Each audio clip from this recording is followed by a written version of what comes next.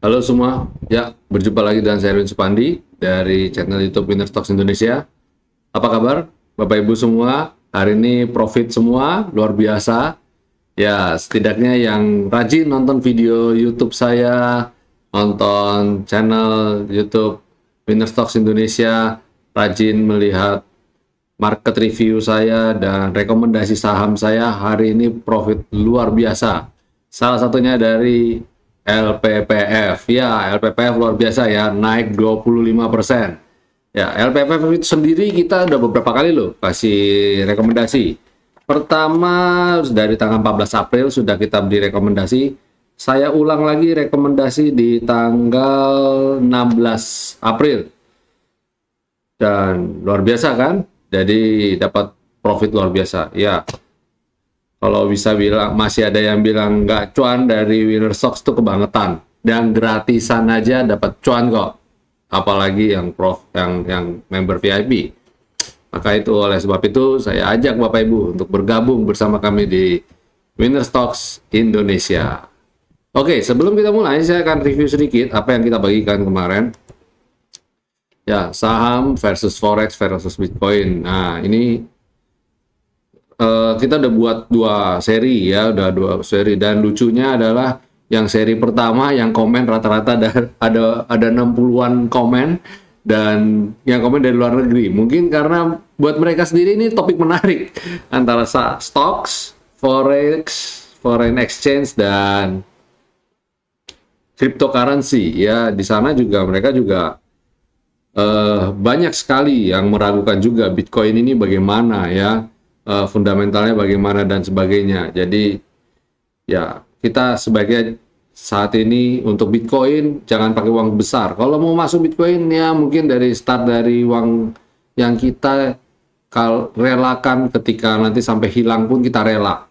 Itu aja dulu deh kalau mau masuk cryptocurrency ya. Dan untuk investasi tetap saya sarankan masuk ke instrumen saham. Dan kemarin waktu di live trading Jakarta saya sudah bagikan tips untuk bagaimana sih caranya berinvestasi saham dengan baik dan benar ya, dan itu untuk khusus member VIP. Bagaimana kita meracik portofolio kita untuk menjadi seorang fund manager sendiri, dan saya juga bagikan bagaimana cara mengelola dana di bawah 10 juta, bagaimana mengelola di bawah 100 juta, dan sampai yang miliaran itu bagaimana caranya. Ada beberapa hal yang bisa kita lakukan sebenarnya ya. Dan kalau buat saya yang mengelola dana di bawah 50 juta, jangan berkecil hati, jangan berpikir wah kita cari yang saham yang murah-murah saja. Wah, itu jangan, itu berbahaya. Jangan cari saham yang murah. Murah dalam arti harganya di bawah 100 atau di bawah 500. Itu baru, oh masih murah, masih murah. Bukan begitu cara melihat harga saham. Harga saham valuasinya bukan based on nominal harga rupiahnya, tapi berdasarkan value buku perusahaan tersebut. Ya, jadi bukan berdasarkan karena oh harganya ini 200, murah itu 200. Atau ini harganya 10.000, wah mahal tuh 10.000 gitu ya. Bukan begitu. Tapi kita harus lihat ini perusahaan growth-nya bagaimana, laporan keuangannya bagaimana, chartnya juga bagaimana, market cap-nya bagaimana, liquid atau tidak, dan banyak hal-hal lain yang harus kita perhatikan. Ya, itu nanti akan saya bagikan dalam beberapa waktu ke depan. Hari ini kita akan cepat saja market review-nya ya. Kita akan coba langsung lihat bagaimana kabarnya composite IHSG hari ini. IHSG hari ini, ya coba kita cek.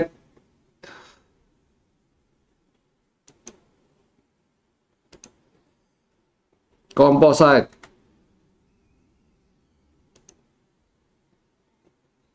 Komposit transaksinya hari ini lumayan ya. Hari ini lumayan, masih di 8 triliun. Wah, mendekati rata-rata 20 harinya. Sedikit above average ya. Ya itu ada tulisannya tuh above average. Dan kita lihat juga komposit masih bergerak sideways dan level 6.000 jadi masih jadi supportnya ya, sesuai dengan video market review kita ya. Dan selain itu juga Bapak Ibu bisa perhatikan, nggak cuma berdasarkan market review video doang, tapi berdasarkan indikator juga valid. Kita lihat ketika IHSG tidak mampu naik ke atas level selendang ya, ini tuh. Dia nggak mampu tuh naik ke atas selendang tuh, nggak bisa dia. Terus kepentok, turun, dan turun lagi di bawah selendang, dan sekarang belum mau naik juga kepentok lagi sama selendang. Ya persis tuh, lihat tuh. Ini kalau saya zoom kelihatan banget tuh, persis ya, persis banget. Jadi secara indikator kita juga lihat bahwa IHSG masih bergerak di area bottom ini, ya masih bergerak di area bottom ini. Jadi buat saya lihat IHSG masih sideways, dan beberapa hari ke depan juga masih cenderung sideways. Malah mungkin bisa aja dia berpotensi nutup gap dulu di bawah. Emang ada gap? Ada, ini ada gap nih. Hati-hati ya, ada gap dia di sini. Saya tarik pakai garis ini mungkin. Nah, ini ada gap nih. Oke, ini aja. Nah, ini ada gap nih. Kasih warna yang gelap sedikit. Nah, itu dia.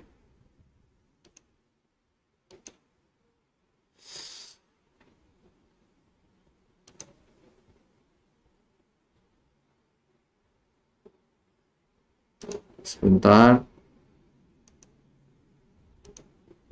Nah, mungkin mau nutup gap ini lagi dulu ya. Jadi kita lihat potensi untuk nutup gap cukup besar, jadi hati-hati IHSG ke depannya. Dan asing hari ini masih membuka net sell sebesar minus 189,3 miliar ya. Jadi ya itu kondisi IHSG. Terus bagaimana dengan kondisi sektoralnya? Coba kita cek sektoralnya. Sektoral agri bagaimana? Agri, wow, akhirnya koreksi ya. Ini hati-hati kalau saya kayak gini, lihat candlenya kayak gini, hati-hati. Ini salah satu candle reversal, pembalikan arah yang negatif ya. Terus basic bagaimana basic? Basic masih kurang bagus, masih nyungsep ya. Mungkin berpotensi ini area supportnya, semoga mantul dalam beberapa hari ke depan ya. Ini bisa mantul. Ini kita lihat dalam beberapa hari ke depan. Nah, kita berharap dia mantul dulu deh. Aduh.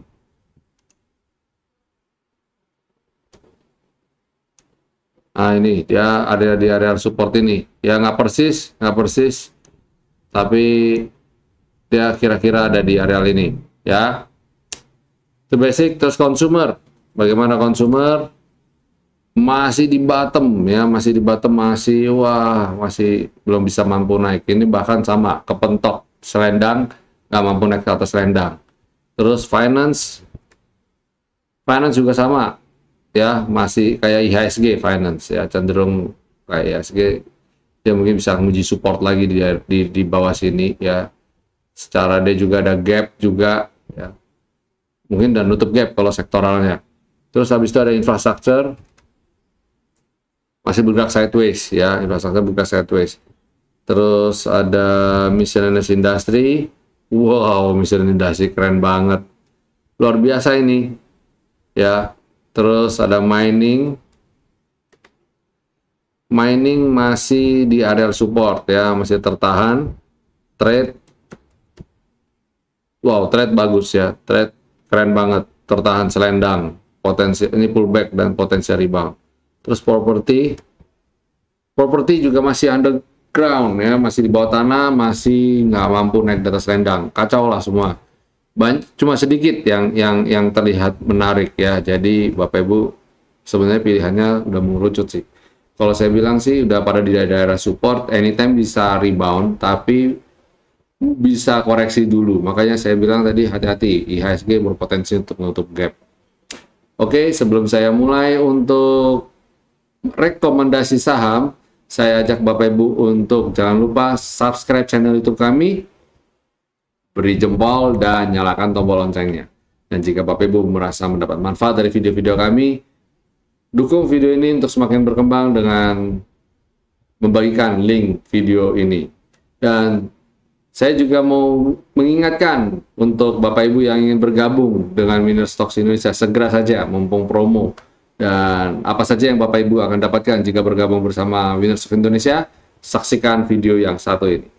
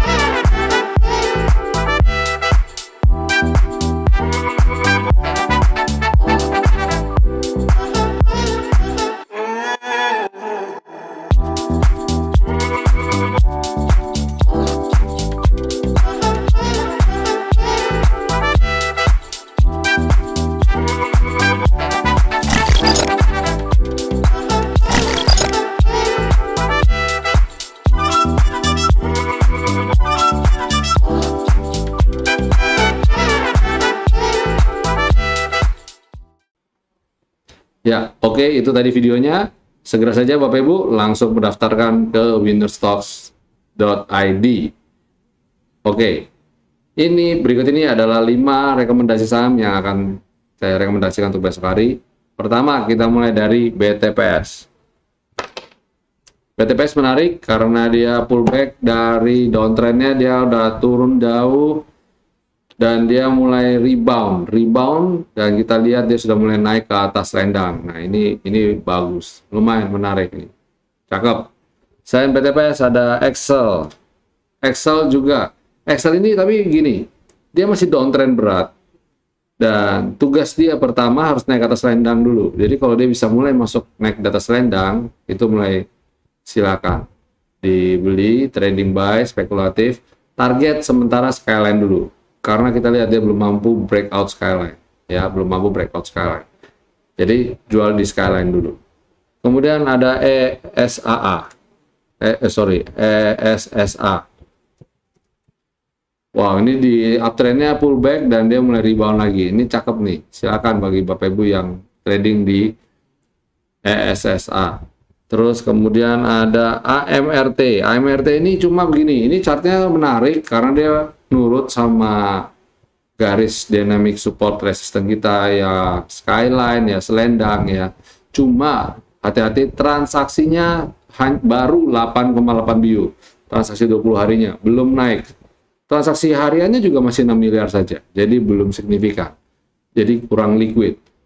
Pastikan Bapak Ibu masuk ke emiten ini tidak lebih dari 10 juta dulu. Ini saran dari saya. Oke. Terakhir adalah saham Telkom. Telkom ini tadi kita lihat chart infrastruktur ini juga bergerak sideways, mirip sama chartnya Telkom ini. Dan saat ini mungkin dia bisa dapat sentimen negatif, dia saat ini juga disupport di V-line. Kalau dia besok bisa breakout selendang, silakan Bapak Ibu start mulai entry. Tapi ingat, emiten ini adalah emiten super slow, ya, emiten super slow. Jadi beli di support, profit, jualan dulu, nanti habis itu ambil lagi di bawah, begitu terus. Dia masih sideways. Walaupun ada sentimen menang tender lah, apalah, tapi masih, menurut saya masih not okay, ya, masih not okay. Oke, itu dulu market review dari saya. Senang sekali bisa berbagi, dan happy profit semua. Jangan lupa untuk selalu memperhatikan protokol kesehatan, jauhi kerumunan, rajin cuci tangan, dan jaga jarak. Oke. Oh, satu lagi terakhir, menggunakan masker. Sampai jumpa semuanya. Stay safe, stay healthy, and God bless.